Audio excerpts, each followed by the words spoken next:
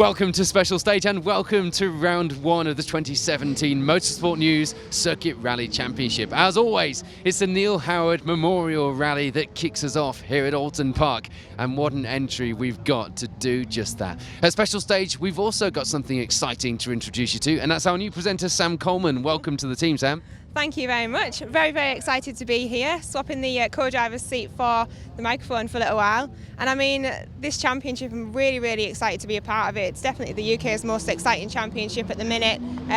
Entry filled up in 8 minutes, so yeah, it's definitely going to be a good one to watch, I think. Yeah, it's had a meteoric rise over the last 2 seasons, this championship. It's got headline backing from Motorsport News, from Michelin, Pro Tyre, from MSV, from a whole host of others.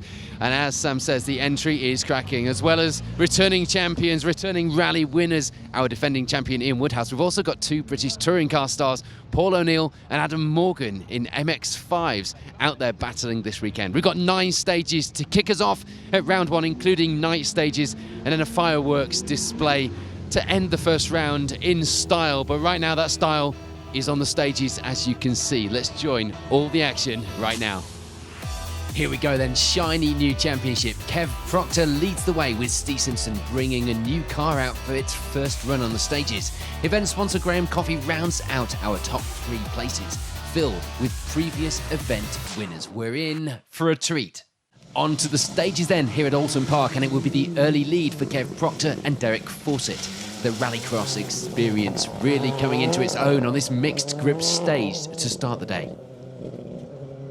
For Paul Swift and Kat Lund, it will be second place, leading the 2-wheel drive crews at this stage and putting their name in the mix for a victory this weekend. Steve Simpson and Patrick Walsh bring out the new car this weekend. First time in the Fiesta R5, and things were certainly going well. Third place overall at this early stage. For Mark Kelly and Andy Baker, it will be 4th place to start the day. A good start to the first round for the pair, who could be ones to watch this season. And John Stone and Sarah Hughes will be just 4 seconds back from Kelly in this morning's stages. The times not quite matching the leaders, but they would be 5th and ready to try and improve on that in the next loop of stages. Certainly an improved pace from the start for Stone. Chris West and Keith Hounslow showed good pace on the rounds they entered last season, and this year would return with a championship campaign in mind. 6th place for now, just struggling to get the power of that front-wheel drive maxi down on a slippery rally stage. As well as event winners here this weekend, we'd also have championship winners as well. Ian Woodhouse and Paul Rowland return to defend their title. Unfortunately, at this stage, 7th place would have to do. The defence would perhaps not start quite here. And speaking of winners, Graham Coffey and Victoria Myers reached the end of the first loop with 8th place. Event sponsor and previous winner of the event twice over in the past. Not quite on the pace this morning for Coffey, but still the whole top 10 separated by less than a minute. David Turnbull and Simon Rogers bring out a Fiesta S2000 this weekend. Something different for them to get used to. Perhaps a little less power than the Subaru WRC, but that may not be an issue on these slippery stages. And rounding out the top 10 at this stage were John Griffiths and Nigel Wetton. Always a good contender in the results, overall and in class. Certainly chucking it around today. This weekend, settling in okay from the start. In the top of some of the classes just outside our top 10, it will be the lead in Class C for Joshua and Tamsin Davey. The Darians surprisingly seeming to have plenty of grip on the slippery rally school stage here at Oulton Park. They'd have a good advantage in the class as well, with Eric Roberts and Murphin Williams, their closest rivals, down in 23rd place overall. Joe Cunningham and Mark Fowler would return to the Class A battle this weekend. His usual entertaining sideways style not changed since last season, and the pace hadn't changed either, leading the way in the class and in 16th place overall. They would, however, have some competition in the class once again, this time coming from Gethin Jones and Thomas Williams. Second in the class, a few places back on the overall leaderboard in 22nd. Stevie Irwin and Ian Middleton, meanwhile, lead the way in Class B at this stage in the rally. A good start for the pair, as always, lying in 20th place overall and showing some strong pace. And for Chris Phillips and Rhys Hughes, it would be second in that class. 29th place overall on the results as well. A little way to catch up with Irwin, though, in the class lead. Things weren't quite going so well for everyone, though, through the opening stages of the day. Rob Cox and Kevin Butler suffer some damage early on. Tyre choice not helping them stay on the road. They slipped right down the leaderboard. And worse would come for Ryan Connolly and Craig Scoffings. Damage to the car in the second stage of the day would see them pulling over and retiring. Although they would return later in the day under Super Rally, showing Ryan's experience and expertise in fixing competition cars. So the opening pair of stages are complete. Is the lead for Kev Proctor, with Paul Swift close behind and looking to get his season off to the best possible start here at the first round. On to the next loop of stages then, and there will be no change at the top of our leaderboard. Kev Proctor and Derek Fawcett maintaining the lead and extending things to 40 seconds of an advantage now. Kev, going well out there? Yeah, it's starting to dry up now, so it's a lot quicker. Very good. Any changes to make? No, just keep going, keep at it, keep these cars behind me. Indeed, no change either to second place. Paul Swift and Kat Lund managing to hold off any fight from behind to maintain that second place overall and the lead of the D1 class. Well, you started with the rally lead, Paul. You're certainly in there fighting. Yeah, no, we're trying to keep it clean. It's quite greasy in places, so no, just having fun. Save the stunt driving for later. Steve Simpson and Patrick Walsh were still putting in some good times. Clearly used to the car now, and just a single second behind Swift going into the afternoon stages of the event. Steve, big push out there. Yeah, it was a big push on that one. That's the cleanest stage we've had today, so it was very good in there. Yeah. New car to get used to here. Yeah, it was, yeah. It's okay though, no dramas, you know, even for a young lad like me. Mark Kelly and Andy Baker would still be putting in some good times to keep hold of their second place in the D1 class, as well as ending the morning with 4th overall. Well, you've been tipped for a championship fight this year, Mark. How's it going, apart from stage 2? Yeah, so far so good. Stage 2 was just silly mistake really. It's a very slow spin, which cost us about 15 seconds, but apart from that, we're thereabouts. 4th place, still fighting? Yeah, absolutely. Yeah, hopefully we can keep it there. And for the hard-charging Legend Fires crew, John Stone and Sarah Hughes, there would be no change, lying in 5th place overall and just 3 seconds back from Kelly, closing the gap by just a single second in this loop, showing just how close things were, even at this opening round. We like this newfound early pace. Awesome. That stage was fantastic. Awesome. All coming together. Sarah said I was awesome. Sarah said it was awesome. It was definitely awesome. Well done, John. With the rally's school stage thankfully behind them as far as they were concerned, Chris West and Keith Hounslow would be feeling a lot more in control of that power they had at their disposal. They remain in 6th place overall, well within reach of gaining a few places on that leaderboard as well. Well, you're certainly throwing this thing around, Chris. Yeah, no, trying to. It's quite slippy. We struggled on the infield bit this morning. It was just so gravelly. We just couldn't get any power down, and all the four-wheel drive boys had washed all the mud out onto the tarmac, so we really struggled. But hopefully with these bit faster stages, I've just gone on some different tyres, which I think helped a little bit. We might be able to crawl a little bit back, but Paul Swift's on a mission, so fair play to him. The extra grip on these stages would also play into the hands of this crew, Joshua and Tamsin Davey, still leading the way in Class C, but now from well inside the top 10 in 7th place. Now, this is not a car you see very often around. How are you finding things out there today? Very slippery. A couple of spins this morning, went on the grass on that one, lost about 5 seconds, but when we keep it on the track, it seems to be going really well. The Davies would, of course, have taken that position from Ian Woodhouse and Paul Rowland. Struggling with tyre choice a little this weekend, they moved down a place into 8th in this loop. The championship defence starts right here then, Ian. It does, yeah. It's completely down to tyre choice this morning. We got it wrong for stage 1, got it right for stage 2. I think we got it right there for stage 4, but stage 3 was a bit of a nightmare. But does it feel good coming here as champion? Oh yeah, definitely. Yeah, we'll keep going and see what the day brings. And of course, our reigning champions move down the leaderboard also means it's a move down for Graham Coffey and Victoria Myers, 9th overall at the midpoint in the event. Can you make it 3, Graham? Can you find the pace? Really, no chance at the moment. I'm just finding inconsistencies in the grip, and that's the problem. Some stuff's really grippy and the rest is slippy. It's also a drop down for David Turnbull and Simon Rogers. It's rounding out the top 10 for them going into the afternoon stages of the rally. Switch to a Fiesta, David. How's it going? Yeah, it's going pretty well at the moment. Yeah, we nearly caught fire on the last stage at the end, but it was all contained within the exhaust system apparently. But we fixed that now, and it's going okay. Let's take a look then at some of the class places outside of our top 10. And it will be 5th place in the D1 class for Rob Hughes and Sean Cunniff, lying in 13th place overall at this stage. There's no change though for 2nd place in Class C. Eric Roberts and Mervyn Williams continuing to hold that position. The class victory wasn't looking likely as things stood, but they were holding their own in that place. There'd be a significant change around in Class A though. Gethin Jones and Thomas Williams moving up to take the lead after stage 4. That fight still raging on and still so close. It was a little bit slippy out there this morning. How are you finding it?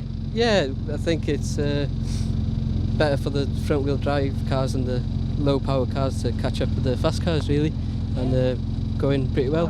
Ben and Steve Smith bring a new car out for this round. The Clio's certainly a car we know goes well in this championship after Steve Quigley's exploits of the previous 2 seasons. They end the morning with 3rd place in Class C, 23rd overall. And for Mike English and Andy Robinson, it will be 2 places back on the overall results and lying 4th in the class at this stage. Class B would see a new name at the top as we lose Stevie Irwin from that position. Ryan Burns and Steve Hallmark slotting themselves into the class lead now. How are you finding things out there today? Very slippy this morning, but getting the grips of it now, so having fun. For Dane Walker and Dave Boys, the pace will be increasing as the morning went on. They end the morning stages with 5th place in Class C, 27th overall, and on exactly the same time overall as Burns up ahead. Frustratingly for Joe Cunningham and Mark Fowler, their fight would now be a chasing one, lying 2nd place in Class A and now on the back foot going into the afternoon stages. There's no change for Chris Phillips and Rhys Hughes. They remain 2nd in Class B, even with the change of leaders up ahead of them. And 3rd in that class at this stage will belong to this man, Ben Wilkinson, with Andrew Wilkinson alongside. Times were about as close as you could get, just a single second between them in the fight for that 2nd in class. And 4th in the class would be in the hands of former British touring car driver Paul O'Neill, with Motorsport News editor Jack Benyon alongside. The pair retiring early on the opening stage last year, so this would be like new once again for Paul.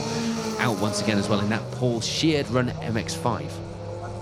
And for Chris Platt and Mick Robinson, it will be 5th place in Class B.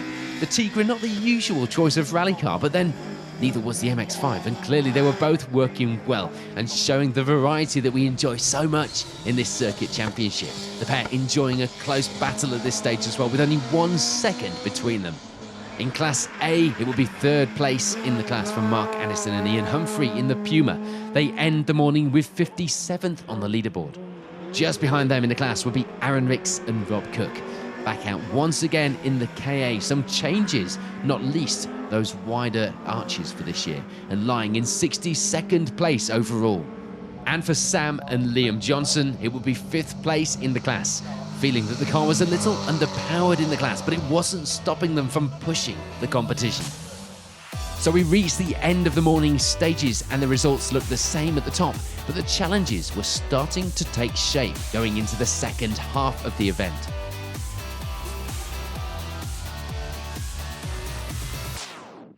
So after the short lunch break here at Oulton Park, it will be onto the afternoon stages. And just as they had done all morning, Kev Proctor and Derek Fawcett maintain the lead of the event, extending that advantage a little further now to just over a minute. There would, though, be change in 2nd place. We see Steve Simpson and Patrick Walsh moving up to take that position. Most likely unable to catch the leaders with that commanding advantage up ahead, but they'd be happy to take that 2nd place if they could just keep it there. And it will be a place gained as well for Mark Kelly and Andy Baker. They move up to take 3rd place overall now, leading the way in the D1 class. Chris West and Keith Hounslow were starting to put in some good times as the day went on. They moved the right way up the leaderboard at least, into 4th place at this stage, just a single second behind Kelly now. And the eagle-eyed of you will have spotted a notable gap in that leaderboard. Sadly for Paul Swift and Kat Lund, all of this change will be down to movement the wrong way on the results for the pair. They make a few mistakes in this loop of stages, moving down to 5th place overall, perhaps trying too hard, or perhaps Paul had his stunt driver hat on a bit too early for that stunt show he was putting on after the rally for the spectators here at Oulton Park. By contrast, though, things were starting to go the right way for Graham Coffey and Victoria Myers. They move up to 6th place overall, 3rd in the class. For John Stone and Sarah Hughes, it will be 7th place. Not quite the direction they wanted to be headed in on the results, but at least they were still up there in the fight, just a second back from event sponsor Coffey. Things still going smoothly as well for Joshua and Tamsin Davey, continuing to lead the way in Class C, and that 8th place overall was a good showing of pace from the Darien. The Darien pair, though, would have to watch that they didn't lose that position in the final stages. Reigning champions Ian Woodhouse and Paul Rowland end this loop with 9th place overall, just a single second back from Davey. And rounding out the top 10 now will be Adrian Spencer and Mark Hewitt. An occasional outing for the pair in the championship and picking the pace up into the afternoon stages. No change to 2nd place in Class C through these stages. Eric Roberts and Mervyn Williams continuing to lead the way there in 17th place on the leaderboard. And the Class A battle would still be going swimmingly for Gethin Jones and Thomas Williams. Entertaining the spectators, they keep hold of that recently gained lead in the class going into the final stages. They do well as well to hold off that advance back up the leaderboard by Joe Cunningham and Mark Fowler, showing that maybe sideways is a fast way to drive a rally car. 27 seconds will be the difference now. It would have to be a big push to change that around in the final stages from Cunningham. For Saxo Super 1600 pairing Ben and Andrew Wilkinson, things had become a lot better through the afternoon. They moved right up the class to take the lead in Class B at this stage in the event. And that would mean, for Chris Phillips and Rhys Hughes, it would still be 2nd in the class. No change, putting in consistent times to keep hold of that position. So with just a few stages remaining, including some miles in the dark, the results at the top change a little. But would they stay that way to the finish? Stay with us to find out. On to those final stages of the day then. Spotlights on, it's into the night stages, one of the big draws of this winter championship. And it will be an event of learning for newcomers to the championship, Craig Aston and Nick Baker. They had a lot to take away from this round as well, ready for the next one at Cadwell Park, ending the rally with 57th overall in the Yaris. It will be a 5th place class finish for Sam and Liam Johnson. They take 5th place in Class A as well as 45th on the leaderboard, overcoming their power issues to fight for that place square and fair. For Aaron Ricks and Rob Cook, it will be 4th place in the class, a good finish for the pair to hold off Johnson by 29 seconds. Mark Annison and Ian Humphrey end the event with 3rd place in Class A, 23 seconds ahead of Ricks and lying in 41st overall. It was probably fair to say that Barry Grant and Emir Hall hadn't had the cleanest of runs. Spending some time on the grass like many others had, they end the rally with 5th place in Class B and 36th overall. 4th in that class and a few places up on the overall leaderboard will be this man, Jack Lees, Tom Bowen alongside, the Peugeot 208, adding something new to the entry this weekend. And there's frustration for Chris Phillips and Rhys Hughes. They'd miss out on that 2nd place in the class that they'd held all day. They end the event with 3rd in the class, 28th overall. That 2nd place in the class would now belong to Paul O'Neill and Jack Benyon. They move up into that place in the final stages, 10 seconds ahead of Phillips at the finish.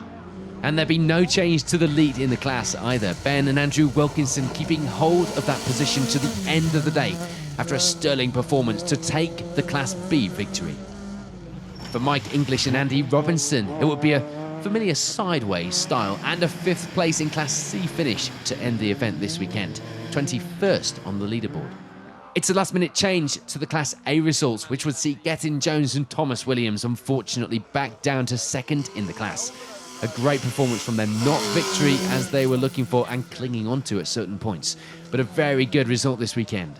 Dane Walker and Dave Boys gain a place in Class C, moving up to take 4th in the class at the end of the event with 18th place overall. Mike Taylor and Martin Haggett make a last-minute dash up to 5th in Class D1 by the end of the day. There'd surely be some more pace to come in the following rounds this season. And Ben and Steve Smith show some good pace in Class C, taking 3rd place in the class at the end of the rally, as well as 15th overall. A big push in the final stages of the event would see Joe Cunningham and Mark Fowler managing to turn over that advantage of the leaders in the class, Gethin Jones at that point, and take the Class A lead, taking victory in the class by the end of the event and putting their championship well and truly on track. Meanwhile, there's more change in the D1 class as we see Tom Blackwood and Gordon Winning taking 4th in the class at the end of the event, as well as 13th place overall in the Escort. Just as it had been all morning, it will be 2nd place in Class C to end the event for Eric Roberts and Mervyn Williams. As well as the class position, they also finished just outside the top 10 in 12th place overall.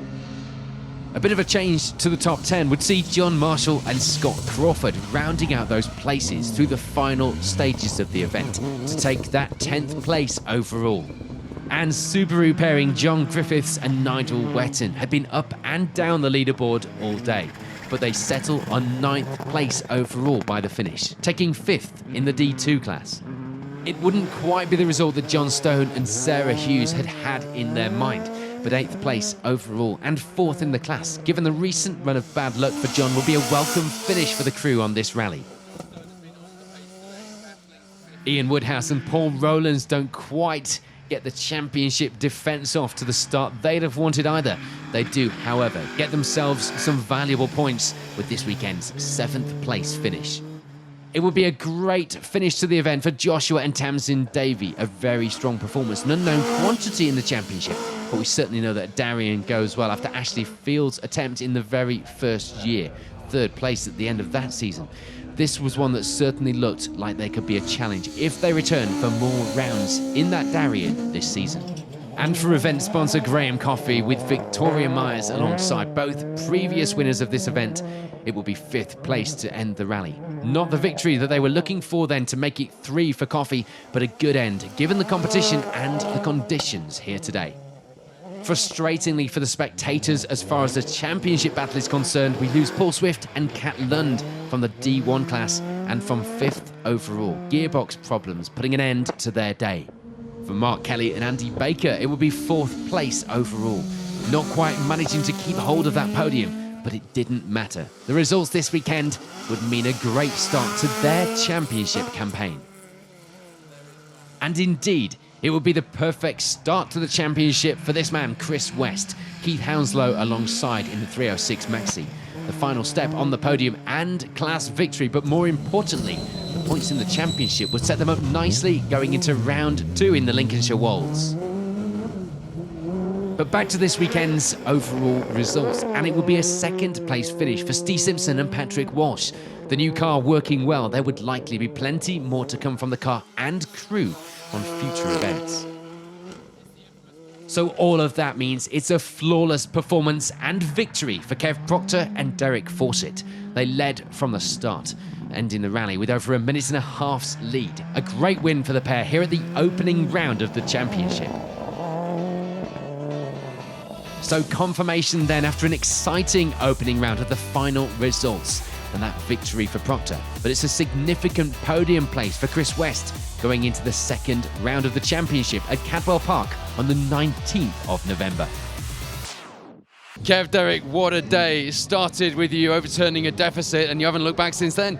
No, to be fair, we've had a good day. The cars run really well.